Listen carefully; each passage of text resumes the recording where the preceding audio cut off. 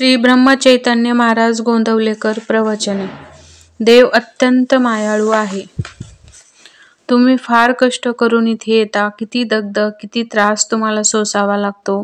बरे, इथे आल्यावर हाल काय कमी होतात. परंतु इथे कशासाठी आपण येतो, आपल्याला काय हवे आहे हे आपल्याला कळते का? आपल्याला देव खरोखरच हवासा वाटतो का, याचा विचारच आपण फारसा करीत नाही.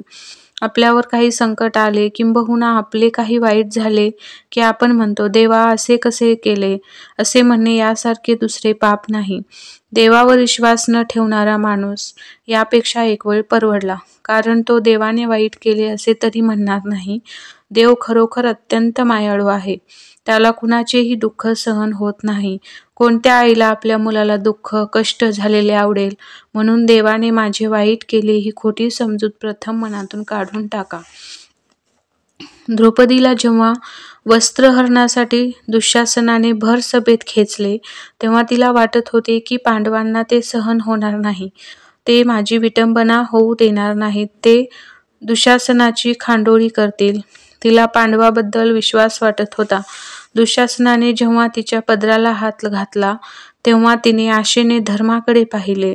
धर्माला वाटले आता विरोध केला तर आपले सत्याचे व्रत उघडे पडेल, म्हणून त्याने लाजेने मान खाली घातली.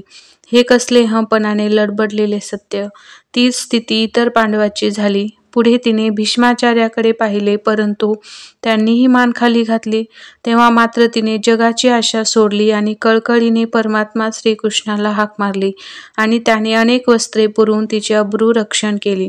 पुढे तिला एकदा श्रीकृष्ण भेटला असताना तिने त्याला विचारले की आधीच तू माझ्या बचावासाठी का नाही धावलास?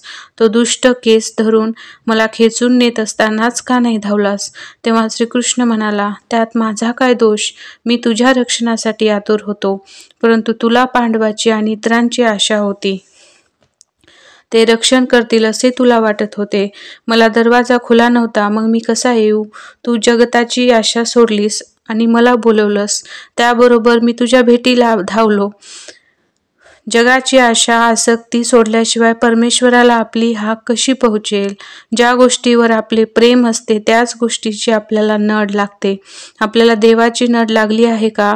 देवाचे प्रेम लागायला त्याच्या अखंड सहवासात राहण्याची अत्यंत जरुरी आहे. आणि हा सहवास जर कशाने साधत असेल तर तो एक त्याचे नाम घेतल्यानेच साधेल. भगवंताचे नाम घेऊन त्याचे प्रेम मिळवा, हेच माझे सांगणे. सर्व विसरून भगवंताला आळवले की तो कृपा करतोच.